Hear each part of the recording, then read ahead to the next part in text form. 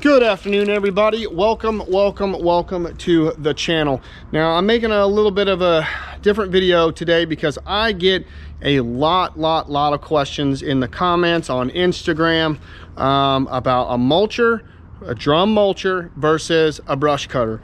And I wanted to make this video to answer a lot of the different questions that I get on the difference between a brush cutter or a mulcher, because a lot of people, which one should I buy, which one should I get started with, what does what, which one's better, lots of questions. So this is for all you people out there that are thinking about getting either into this line of work. You maybe already have a skid steer, you want to get a brush cutter, maybe looking at getting a drum mulcher. Advantages to disadvantages to both have their advantages and disadvantages. That's why I have both.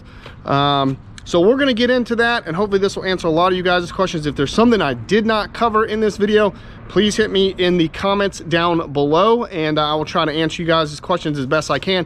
Now, I'm not going into too much of specific brands in this video. We're just talking about generally the difference between a brush cutter, you know, no matter who makes it really, and a drum mulcher, no matter who makes that. So that's going to be kind of our difference. We may get into a little bit of the teeth and the blades and stuff like that, some of those nuances and things like that, but generally I'm not going to go too much into different brands, and because I don't want to go into those weeds.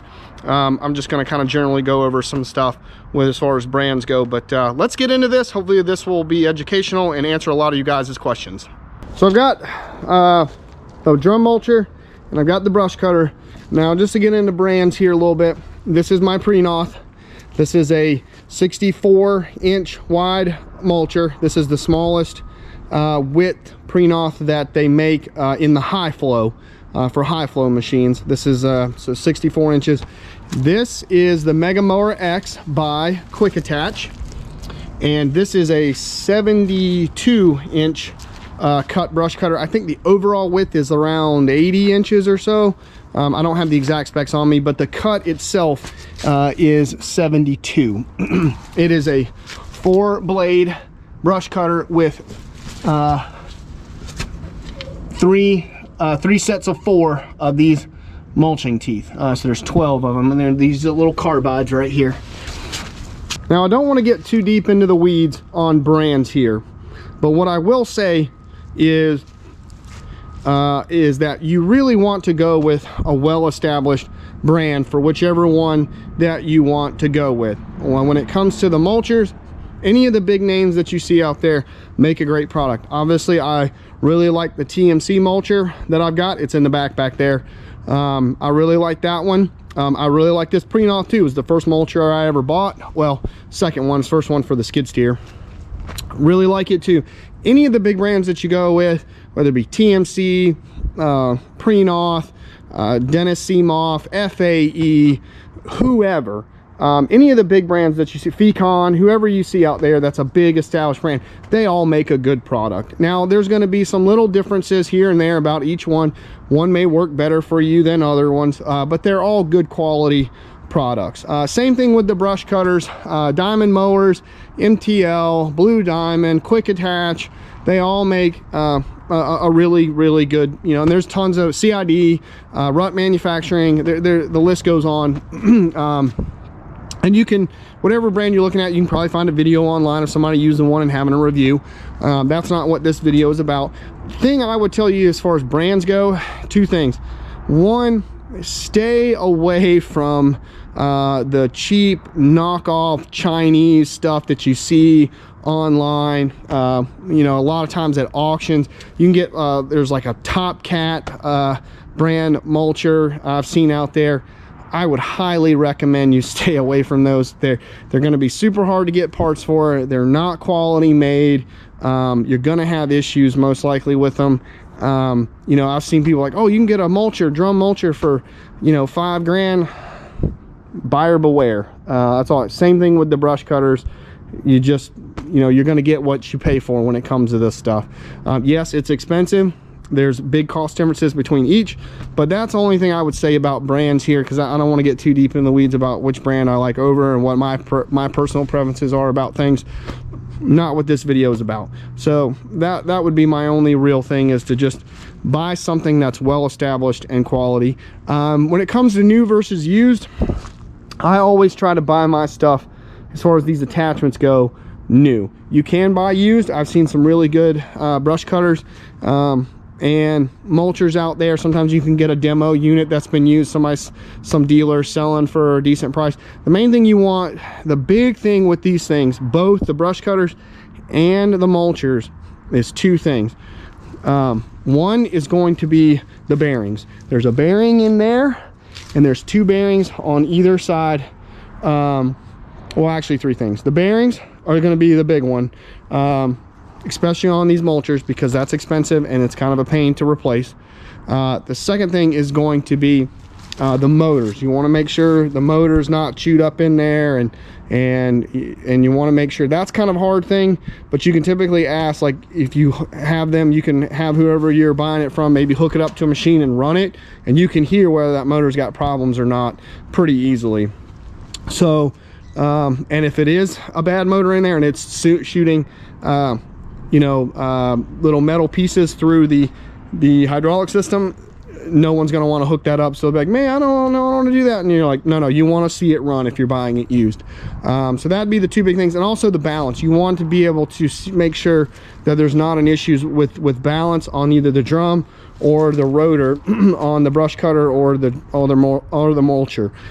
Either one of these can get thrown out of balance due to weight disparities, whether you can hit something on that flywheel, or you can knock one of those rings off or a tooth off on the mulcher, and they can get out of balance, and then that's going to cause a real serious vibration issue that's going to wear on your bearings. It's going to be hard on the machine. It's just not going to last, and you're going to have a catastrophic failure, and that's not something that you want. So that would be my only thing. I prefer to buy new, but you can get some good deals out there on used. Just make sure I would always want to see it run before I buy it, and even get in the machine and crank it up and feel it, because if it's out of balance, you're going to feel it. You're going to know it when you get in the machine. So that would be the only thing I would say about those things. All right, let's talk about capabilities here. Now, when it comes to the brush cutters, obviously they are going to be a lot more limited in what they can do as far as cutting something down and mulching it up. And there's the big difference that we're looking at here when it comes to brush cutters over drum mulchers. Now, this mega mower and whatever particular brush cutter you're looking at will have, it's rated for a specific size, up to a specific size tree. I think on these mega mowers, they're rated up to cut down a 10-inch tree, if I'm not mistaken. All right. But the difference here is it's rated to cut down a 10-inch tree. It's not necessarily rated to mulch up a 10-inch tree. It can cut it down, and then you can use the frame of the brush cutter to help move it out of the way and keep going on. But it's not necessarily rated to turn that particular tree into mulch. And that is the big thing when you're looking at brush cutters. You need to make sure you ask the manufacturer, when it says rated up to a certain size tree, is that cutting it down or is that mulching it up as well? And there's going to be a big difference there.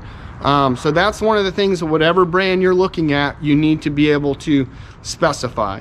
When it comes to the drum mulchers, a lot of the manufacturers will say it's rated up to a 6-inch tree or 8-inch tree or whatever it is.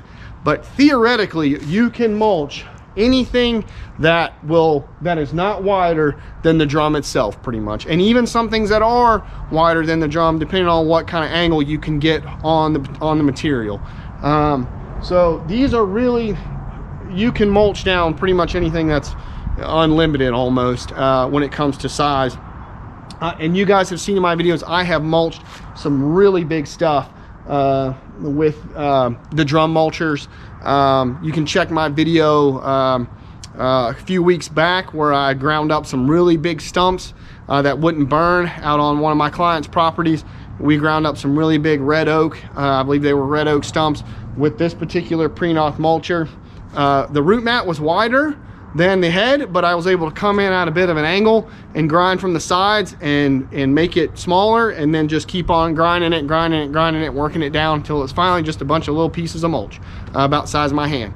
So the drum mulchers are much more flexible in that than the brush cutters, as far as the capability of the size of what they can cut down and turn into mulch. Now, I will say you don't want to go it's going to be harder on the mulcher. If you're mulching, the bigger material you're mulching off, it's going to be harder on the mulcher itself and the machine that you're running. Theoretically, will it do it? Yes. That's why the manufacturers say it's up to a certain size. But you can theoretically mulch just about anything of any size that you want to, as long as you've got the machine to be able to power the mulcher to be able to do it. So in conjunction with capability, we also need to talk about size. And size is a big deal when it comes to both drum mulchers and brush cutters. And I will say that if you're looking to get into this business and you don't yet have a skid steer, you need to buy the machine, the skid steer first. And I got my ASV sitting here. I'm not going to go too much into machines as far as this skid steer over that skid steer, but you need to make sure you have that machine first before you go buy the attachment, because the machine will dictate what size attachment you can put on it and what it can run based on the horsepower and the hydraulic flow of whatever particular machine that you've got. Now, here's where a lot of people get things wrong when it comes to attachments. Most people think that bigger is always better. And when it comes to these attachments, that is not the case. Now, why would I say that? Well, here's why. If I've got a drum mulcher, this one's 64 inches wide. The actual drum is 64 inches wide. Now, if I were to get a bigger mulcher, now Prenoth makes this, that's a 1600 millimeter width right there.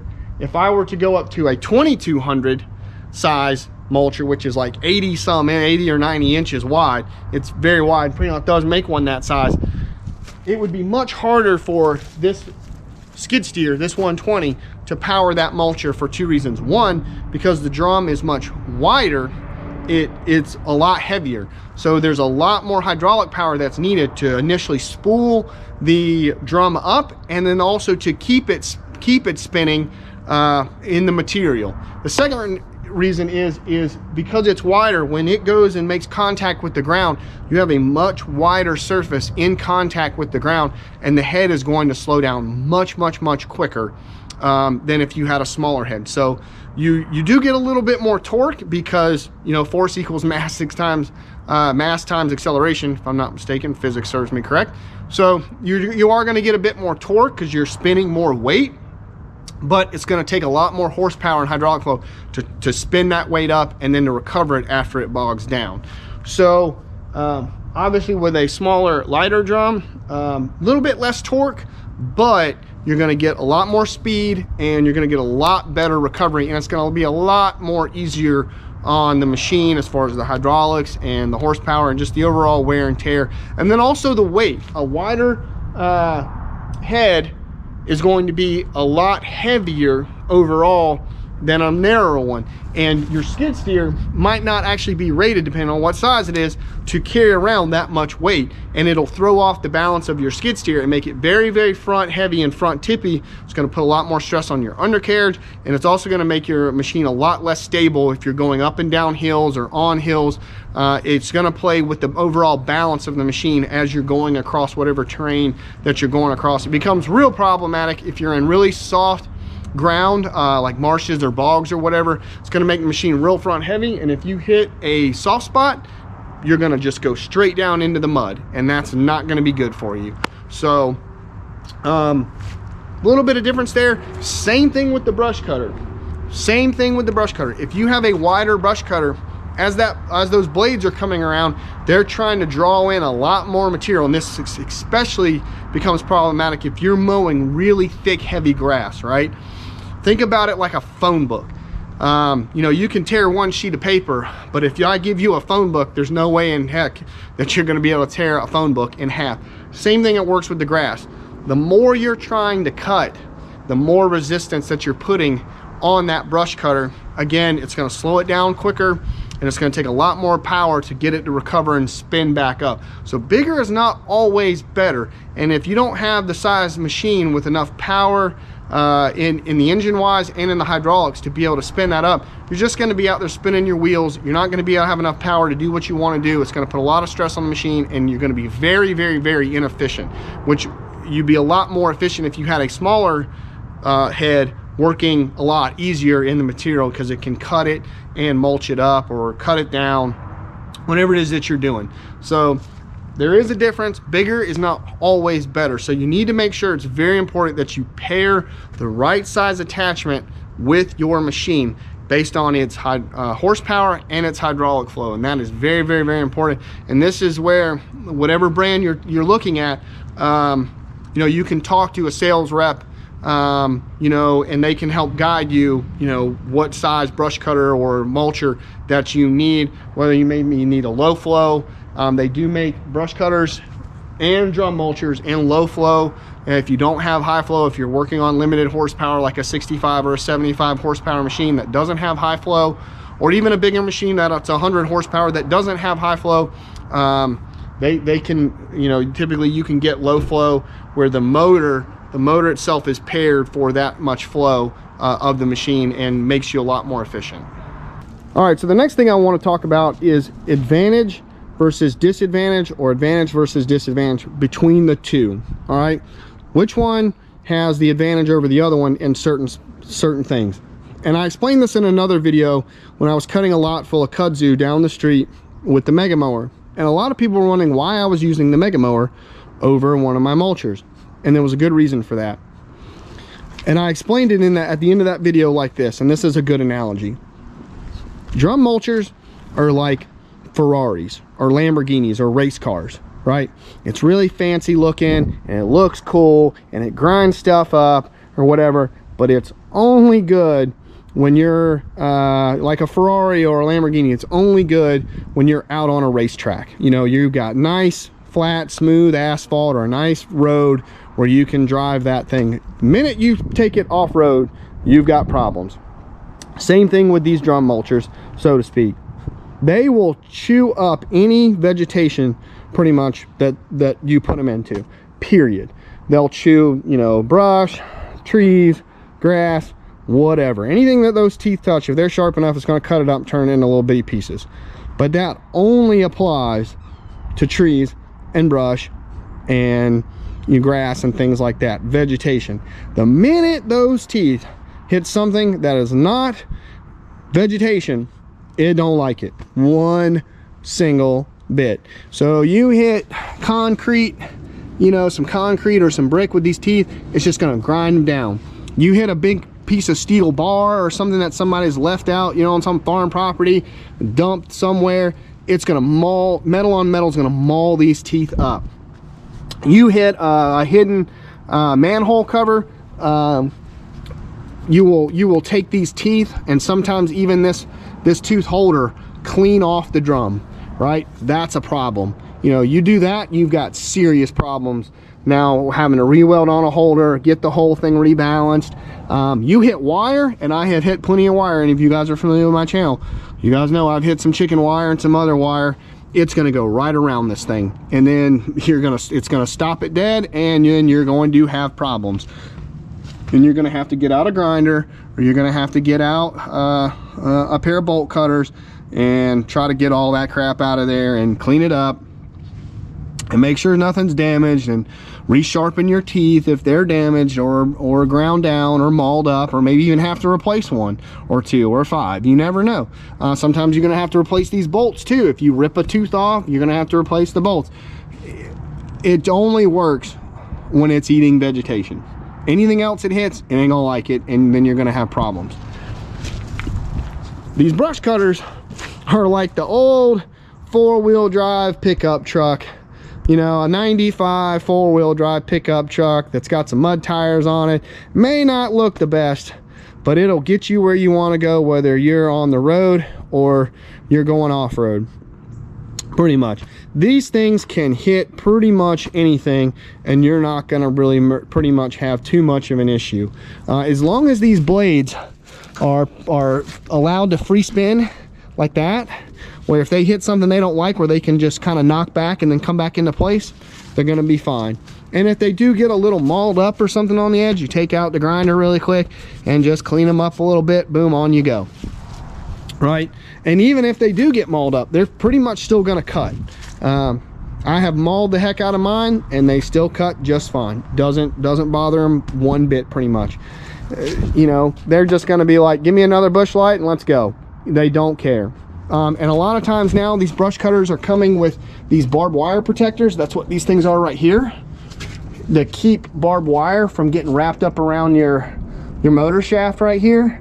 And that's a big protector right there. So if you do get something wrapped around, it just gets stuck right here. You cut it, pull it out, boom, on you go. No big deal. And that has happened with me with these brush cutters before, and that really helps right there. Keep wire off that shaft. You can hit concrete, brick, metal, trash, it don't matter. These things just do not care, pretty much, what they hit. If they're well built, they're just not going to care, and they're just going to keep going. And if you do maul one of these up so bad that you got to replace it, these blades and bolts are fairly cheap. Whereas, you know, those teeth over there are expensive, and that whole set of teeth on that head right there is close to like $1,000 or something like that, or whatever it is. You can get a whole new set of these blades, 3 or 4 blades and bolts, for a few $100. No big deal. So and there's only 4 of them, so they're pretty quick and easy to replace. Just boom, boom, boom, boom. Replacing 30 or 40 teeth on a mulcher head takes time. It's a bit of a process, because they gotta be torqued and all that stuff, and it's just whatever. Same thing with these little mulcher teeth right here. If they get mauled up, it's just a quick little bolt right there. And even if these edges get worn down, they still cut. As long as there's something sticking down here, they're still going to grind stuff up. And these are really just to kind of clean up any stumps that are sticking up. They don't do a whole lot. I mean, they are helpful. I like them, but it's not a huge deal with those. So these things right here are just can hit anything, and you're pretty much not going to have too much issue for the most part. Now, it doesn't mean you want to go just abuse them, but at the same time too, if you're mowing a lot, or you've got some brush in an area like an old farm property, and you know there might be some trash or some metal or something in there, and you've got a good heavy duty brush cutter, go in there with the brush cutter first and let it hit that stuff, and clean out some of that stuff before, you know, and find it and get it out of the way before you bring your mulcher in. If you've got both, that's a really good way to go. Let it kind of take the abuse, because it can. It's not going to hurt anything, and then you can go back with, you know, with your mulcher, clean it up a little bit. Obviously you've got, you know, some client budgets, you know, considerations there, but if you can do that, do it. Take the brush cutter in there, let it take some abuse, hit what you don't want to hit with the mulcher, and go back in with the mulcher and clean up the rest of it, and that works out pretty good. So that is the big difference capability wise between that and that, when it comes to hitting stuff it's not designed to hit. You know, obviously there's not designed, either one of them designed to hit metal or concrete, but you are going to hit that stuff when you're out on the job, and God knows what else. And these are just way better at taking the abuse typically and not having issues than the drum mulchers. So let's talk about the big question that most people have when it comes to these drum mulchers and the brush cutters, and that's the dollars and cents. What's the cost? How much money am I going to have to spend? Well, there is a large difference between drum mulchers and brush cutters as far as the cost. Obviously, you're getting more capability with the drum mulcher. You're getting better value cost with the brush cutter. I don't want to go into brands or anything like that, but typically for a good drum mulcher, depending on the brand and who you're buying it from and taxes and all that stuff, you're buying new. I'm not going to talk about used, because you can find a wide range of used stuff in all kinds of different price ranges. So I'm not going to go too much into used.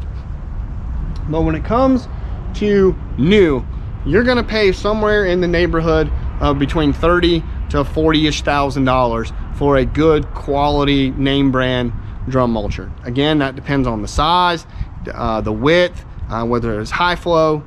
Sometimes you can get some of the low flow ones in the mid to upper 20s. Because they're a little smaller, they run a little bit different motors as far as the hydraulic motors in them, and so those are going to be a little bit more cost efficient, but they're only going to be really good for machines that don't have high flow.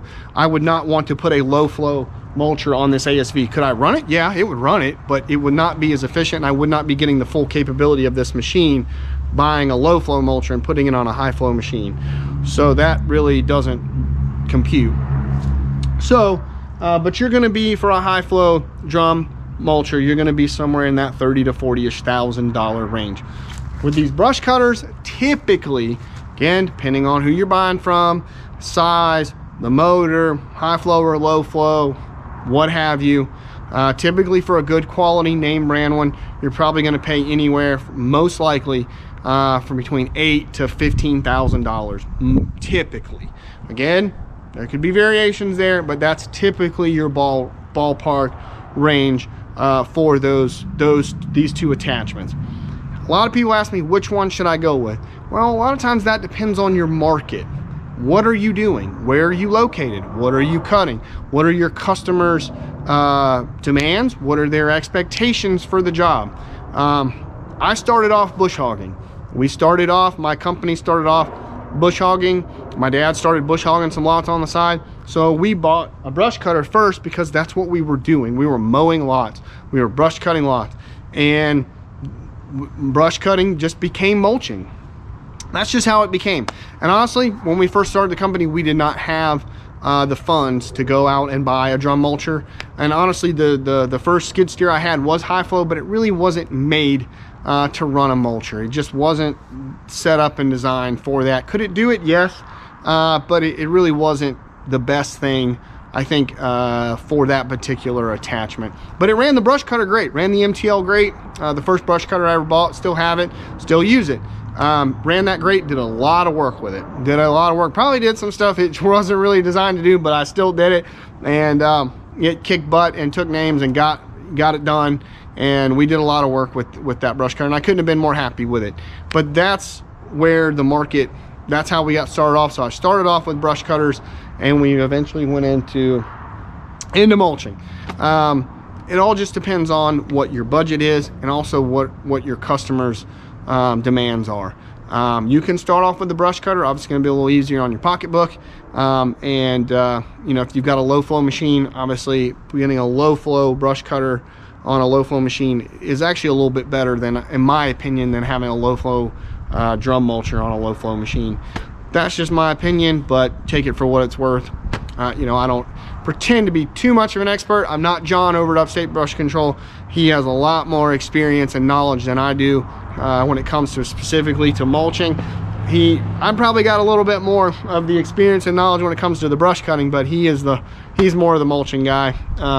So I still call him and ask him questions about mulchers and mulching and stuff like that. That's how much I respect him and his opinions on that stuff. So, but just as coming from me, that's just my personal opinion on that. But it all depends on, as far as what you need, really it depends on what your clients need. What are they doing? So I think that's the big question that you need to answer, whether you need to go with a drum mulcher or a brush cutter.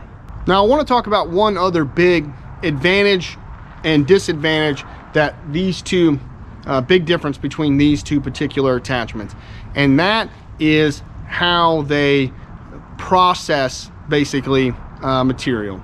Now these mulchers, and you can get a lot of different brands, but a lot of them you can get with a hood, and like you've seen on the TMC Kinsella, it has that front door or trap door hood that comes down in the front of the drum and blocks any mulch from getting shot out away from the mulcher. Now this pre-knot does not have that, and when you go to mulch and you go to back drag and those teeth are picking stuff up, it is throwing stuff way out in front of you, away from the mulcher, and that's what it's designed to do. It's designed that way to be able to do that, to disperse the mulch out, to scoop it up and disperse it out. A lot of people ask, why are you always backing up? Why are you always backing up? Well, that's how the mulcher processes the material that's on the ground down into mulch. That's what it's done. That's what it's designed to do. Same thing with these brush cutters. When you back up and you drop that head down, it allows those blades to come across the ground and chew up the material on the ground and turn it into mulch. That's how you process it down when you back up like that. The big difference is that you can get these mulchers, a lot of brands, with the doors. Prenoff has one, Sheerex has one, FAE has one, TMC Kinsella has one. A lot of these brands, big name brands, you can get a door option. And the reason why is because over in Europe, they have specific safety specifications that the mulchers have to have doors on them. I believe that's correct. And that's in a lot of places in Europe. So a lot of those brands, especially the European brands, if you buy one in Europe, they come with a door. You get the option for the door. A lot of times they have that. These brush cutters don't have no door. I've seen some that have some chains in the front, but chains only do so much. And I have seen these brush cutters throw, I have personally thrown stuff close to 100 yards out the front of one of these things. They will throw stuff. You want to be very careful where you point a brush cutter. People always ask me, why do you back up? Well, a lot of places I can't turn around and go back towards a house or a road or a street or a sidewalk. You have to be very careful where you point these brush cutters, because those blades will pick something up, and when that blade comes around, it acts just like a baseball bat when you hit a baseball. It picks up something, that blade comes around, and boom, and off it goes. And I have seen stuff just be chunked so far and so hard that it would seriously injure someone if it were to hit them. Luckily, I've always been out in the middle of nowhere, so that's never been too much of a problem, but they throw. The mulchers do throw too, and you have to be careful with them. But if you get a trap door, you know, it's not quite as bad with the mulchers. They will throw stuff. They're worse about throwing stuff out the back. I've heard it be called surfboarding. So so let's say you've got a piece of material on the ground. You've probably seen this in some of my videos. I've seen it in some of John's and some other mulching videos. Say you've got a piece of material on the ground. When that tooth comes around, all right, if it's something laying on the ground, it'll grab it, right, and actually pull it back up underneath the mulcher and throw it back up all the way up underneath the machine. All right, and I heard someone call that, I think it was Willie that used to work for John over at Upstate, he called that a surfboard, and I thought that was really cool.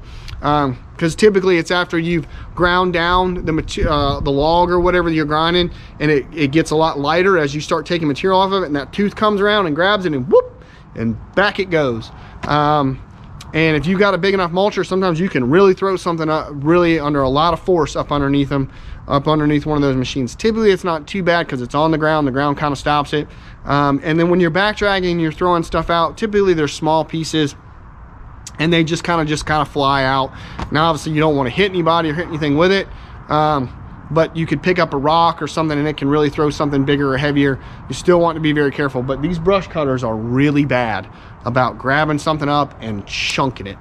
So if you're in a lot of urban environments around streets or houses or sidewalks or people, parks, whatever, you know, backyards, the brush cutter is a little bit more violent and will throw stuff, and there's not much you can do to keep it. You can't really get a trap door for one of the front of these. That almost kind of defeats the purpose, because these blades stick out in front of this door, in front of this edge here. All right, so they're designed to do that, so as you come up to a tree, they cut before you actually hit the frame of the brush cutter. So if you're working a lot more urban environments, you know, cutting heavier brush. Now if you're mowing, that's a little different. You still have to be careful, but if you're cutting heavier brush, you know, 4, 5, 6 inch material down, and you're in urban environments, you almost have to go with one of these, and you really need a trap door with it. A brush cutter is not going to be tenable, and you're going to end up hurting somebody or causing a lot of property damage, one or the other or both.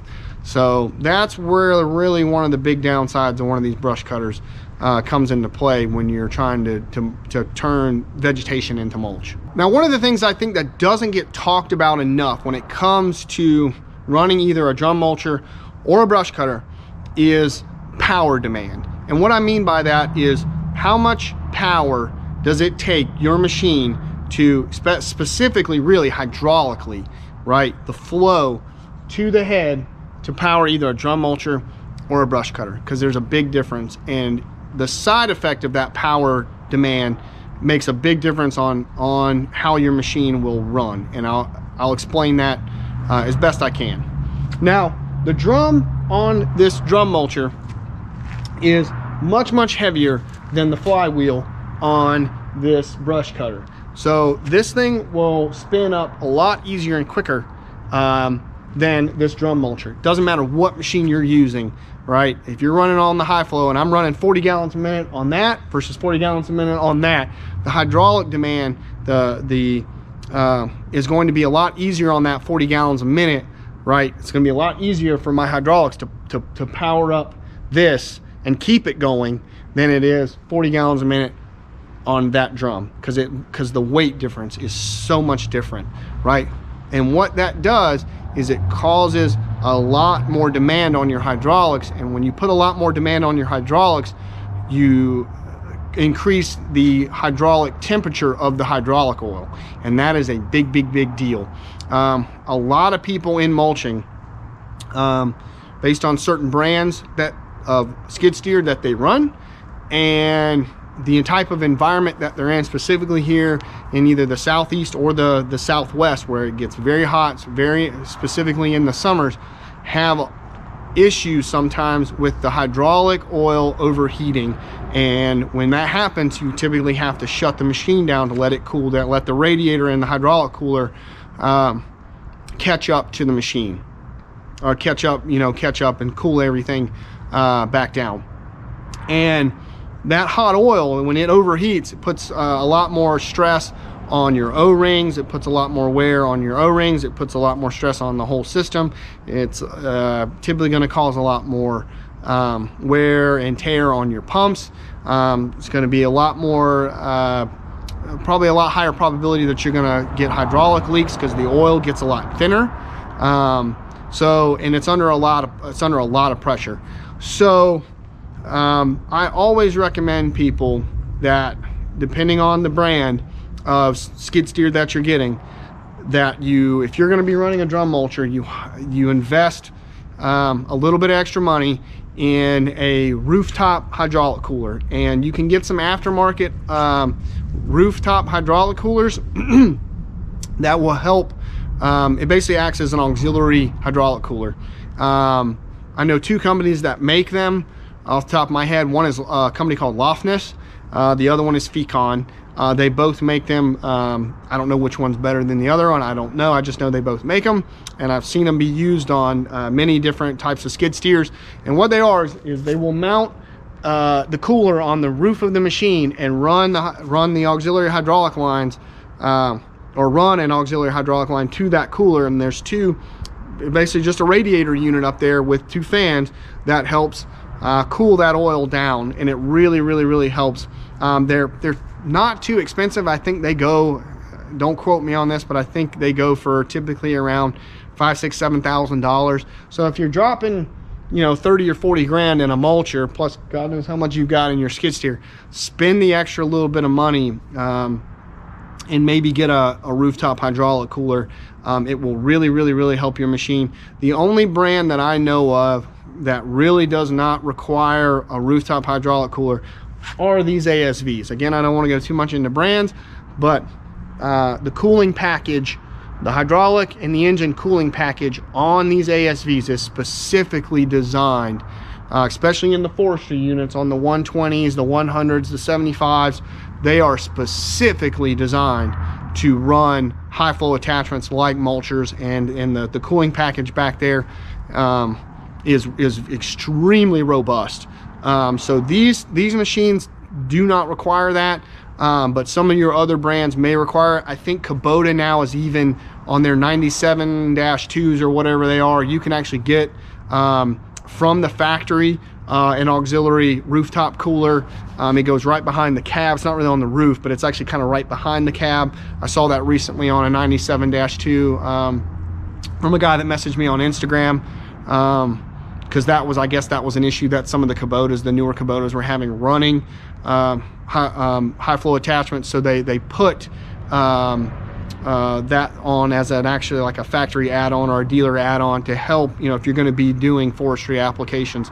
So make sure you look into that. If you're buying a used one or a new one, you can put one of those rooftop hydraulic coolers on just about any brand model that you buy. Like I said, the ASVs are the only ones that do not require it at all. But some of your other brands, you might need to look at it. Caterpillar, some of the land management packages on Caterpillar also have that rooftop hydraulic cooler. You'll see it's like this big like hat looking thing on top of the cab, if you've ever seen that. on some of the Caterpillars. That's a hydraulic cooler up there for some of those as well. So just make sure you look into that on the power demand side, because that is a problem that you will have with some brands of skid steers when it comes to running mulchers, specifically mulchers. Some brush cutters too, but when I had my John Deere, I didn't really have overheating issues with it until I hooked this mulcher up to it, and then it became a problem. And it came down basically between me either buying a rooftop cooler or buying this ASV, and I went with the ASV, and I've been very happy with it, but I almost had to do that myself on my old John Deere. So make sure that's something that you look into, because you don't want to get out in the woods and start having to keep shutting your machine down to let it cool down because it's having hydraulic overheating issues. Now, one of the things I want to talk about specifically when it comes to these drum mulchers that you do not have an option with these brush cutters is the teeth. Now, some of these brush cutters, like I said, you can get with, depending on the brand and the type. Some offer these little mulching carbide teeth underneath the flywheels as an option. You can get some with or without, or you can, if I didn't want these, I can just take them off and leave them off. But they're not, you know, a huge game changer. I do like them and prefer them, but they're not a huge game changer. Blades are pretty much blades. Most of them come AR 400, high resistant or high wear steel. I've seen some other brands out there run some other different types of steel that's really good as well. I think it's what, 5716 or something like that type steel that works really good as well. I forget the number model of the steel mix, but blades are pretty much blades no matter what brand you go with. But on these mulchers, you can obviously go with these are knife teeth. I'll find one that's actually looks halfway deep. There you go. So that's a knife tooth, or some people call them knives, some people call them chipper teeth, some people call them blades. They go by different names. Obviously, every manufacturer's got a different design. All of them have their advantages and disadvantages as far as the design and the style. You know, they all look a little different, but they all pretty much do the same thing when it comes to, at least when it comes to these chipper style teeth. Now this tooth right here, it comes with a side scraper tooth, and this is a carbide tooth. And you can see it almost looks like that same type of tooth that's underneath the brush cutter here, and it pretty much is, but it just kind of sticks out here the side, and it acts as like a side cleaner to keep any material from getting stuck between the edge of this tooth here and the inside of the drum housing. So these carbide teeth will, you know, depending on what you're cutting and what type of environment you're in and what you're doing, carbide teeth on these mulchers will typically last you 250 to 500 hours or something like that, 300 to 500 hours. Again, it depends on what you're doing. It depends on a lot of different factors, but you're going to get a lot more life out of the carbide teeth, but they are a lot more expensive. Typically they're 2 to 3 times the cost of the knife teeth. This tooth right here, because it's got this extra bit of carbide on it, this tooth is about $140. And I think there's 2 or 4 of them on here. I think there might be one. There's 4. So when it's come to change those 4 teeth, it's going to be a pretty penny, but they're going to last a while. I'm not really worried about them replacing them just yet. These knife teeth, again, depending on what you're doing, the brand, what you're cutting, what kind of environment you're in, you're typically going to get anywhere from 80 to 200-ish hours out of these knife teeth. Again, that depends on a lot about your RPM speed, what kind of material you're cutting, what kind of soils you're in. Do you hit a lot of rock? You know, it just all depends on a lot of different things. Now, the knife teeth are much more efficient when it comes to cutting. They don't last as long, but they will cut. If you've got good sharp teeth, they're going to cut into material very easily, very well. If you're cutting a lot of hardwoods, oaks, red maples, stuff like that, you know, hickories and a lot of hardwoods, I highly recommend these knife teeth, because they're just going to be so much easier to go through that harder wood. If you're doing a lot more softwoods, small pines, cedars, stuff like that, carbides are going to work pretty good for that. You can kind of get them down into the soil a little bit, chew some stuff up a little bit better in the ground with them. But these are just all around going to be a lot more quicker and efficient, especially if you're doing hardwoods like oaks and maples and hickories and stuff like that. I pretty much go extensively with knife teeth, but I may change out, since I've got the TMC now, I may change out the center of these with a carbide tooth, and leave the outer edges as these knives, because the centers always take the worst wear, and maybe use this as a head where I go in on a job that's got more metal or trash or concrete or something in it, where I don't want to mess up my good knife teeth. I can go in there with the carbides and they can hit that stuff and not have to worry about it too much. So now I'm thinking about that as an option, but we'll see. But you know, it all just depends on what you want to do. The carbides are not going to be as efficient, you know, and you know, I particularly with what I go with the knives, but it all depends on what your need is, what kind of machine you're running,